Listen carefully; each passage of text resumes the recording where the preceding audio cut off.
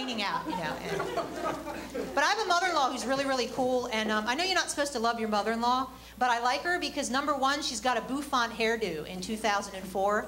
Yeah. Can you believe that? I don't think it's just hair. I think she has an Uzi in there. But that's just my theory. And she does really funny things, and I don't know what she's saying, but I like it because it makes me laugh. This is what she sounds like to me. She goes, "Now ain't that something? That is something." That makes me laugh. I could be like, "My foot's on fire." She'd be like, "Now ain't that something? That is something." First time I met her, she's like, "What do you do for a living?" I said, "I'm a stand-up comic." She said, "Is that like a gypsy in a traveling show?" I said, "Yeah, and my mama used to dance for the money they'd throw." She didn't get it either. That's okay. She just looks at me, she goes, "Now ain't that something? That is something." Yes, it is. But I don't know, so it's a little scary. And I have to cook now. Did you know when you get married, you have to cook? Yeah, because men think if you have a uterus, you can shoot out a delicious tasting pot roast. Yes. But I cannot, evidently. I cannot.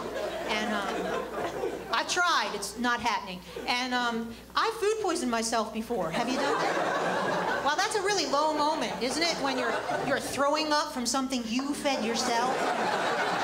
You can't really blame anybody. I'm in the bathroom. I'm like, oh, I'm a jackass.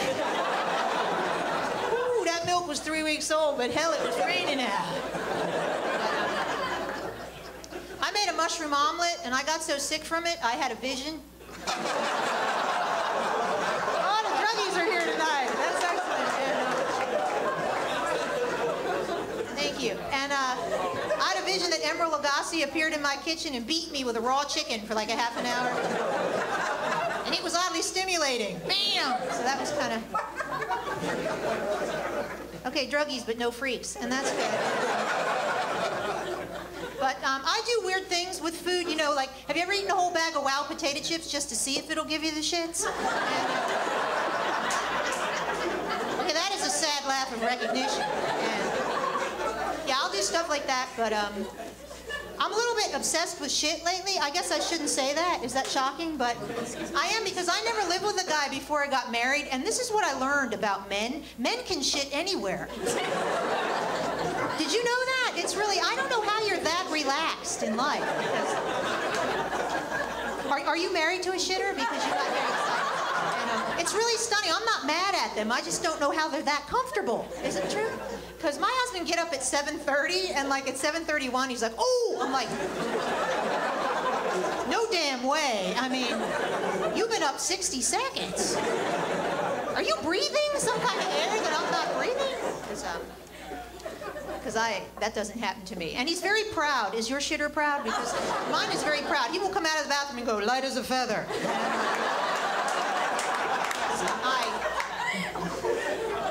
I don't need that, if you know what I mean, in my life. Because women, we can never go, but that's another chapter that we won't discuss. I had Metamucil once. Have you tried that? Yeah, I had to lick my tongue on the pavement to get the taste out of my mouth. So it's bad, is what it is. Bad, bad. And men can also fall asleep in under 30 seconds. Again, are you not worried about anything in life? How can you just go to sleep, you know?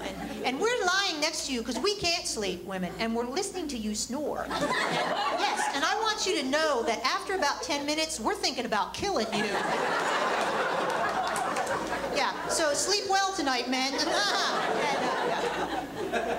Because we can't sleep. Women cannot sleep. Do you know this? We get in bed, and it's like an A&E biography. You know what I mean? You see your past life. You speculate on your future life. You see your children's lives, right? It's like 4 o'clock in the morning. You're in the year 25. Why are you there? You got to get up in 2 hours and make breakfast for the shipmaster that's navigating.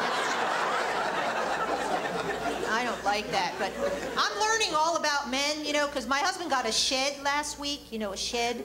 Oh, you don't understand yet because you're young, but a shed is a very important thing for a guy to get, a shed. And he got an Amish built, you ready for this, barn door, 25-year roof, Shed. Yeah, that's important. Yeah, I know. You're impressed, sir. I had no idea. Because to me, you can't fool me. A shed is nothing but a big-ass purse. And men put a lot of junk in the shed, and they call women out periodically to look in the shed, and I don't know what you're supposed to do. Like, I don't know the correct response. Like I see 3 plungers, and I'm like, wow, 3 plungers. And my husband's like, well, don't worry, I only bought 1. Ew. And, okay, you can think on that. And we had to go to Home Depot to get the shed. Have you been to Home Depot? Just kill yourself before you go to Home Depot, because women, we don't understand Home Depot. Isn't that true? We don't. It's not that we don't want to go with you. We just don't understand. When you go into Home Depot, there are birds flying around indoors. Like animals shitting on you while you're shopping. Ew, that's not a store, that's a zoo, and I'm not going there. Men do the same thing every time they get in a Home Depot. You run down those big-ass aisles like rats in a maze, you know? And they're very long, and we can't see to the end or over the sides. And then you all dress alike. Isn't it true? They all have that ratty pair of jeans on and that nasty shirt with the armpits are eaten out of, you know? Yeah, and the baseball cap. You gotta tag them, you know, your man, like a Discovery Channel, like a red tag over his ear. And I don't know who the salespeople are in Home Depot, because I saw a guy with a tool belt, and I thought that was the sales guy, but no. And I said to him, can you help me? And he's like, lady, I don't work here. And I'm like, well, you got on a tool belt. And he says to me, so? And I'm like, well, if I was going to buy a wedding dress, I wouldn't wear a wedding dress. And he looks at me, he's like, yeah, but when you buy shoes, you have on shoes. And I was like, oh my God, I've been bested by the idiot in Home Depot. So I just like went out and sat in the truck because I couldn't stand it. My husband has camping equipment in the shed. I'm not a good camper. I'm just not good at it. He's always so happy though. You know, he's like, oh, is there anything better than the great outdoors? I'm like, yeah, the great indoors. You know why they invented the indoors? Because the outdoors suck. Even the caveman knew. Get in the cave, man. There's dinosaurs out there. He's like, is there anything better than the smell of fresh air? I'm like, have you been in a brand new Mercedes with leather seats? Breathe deep, because that is the smell of success, is it not? He's like, we'll pick berries, we'll catch fish, we'll cook it on an open fire, we'll sleep on the ground. I'm like, that is homelessness. Here's my number, I'll be at the hotel with the caveman, you jackass. I'm not going out there, but I'm trying to be all grown up and everything. I'm trying to be sexy, I'm not good at that, don't laugh. And thank you, because it's obvious I thought. And my friends, they bought me a thong bathing suit for my honeymoon. Oh, have you had that happen? Because you gave the laugh of ow, ow. And if you've ever put one on, you probably still have it on. And isn't that right, sister? And yeah, I put it on and I instantly spoke Swahili. It was like the opening scene from Lion King. I was like,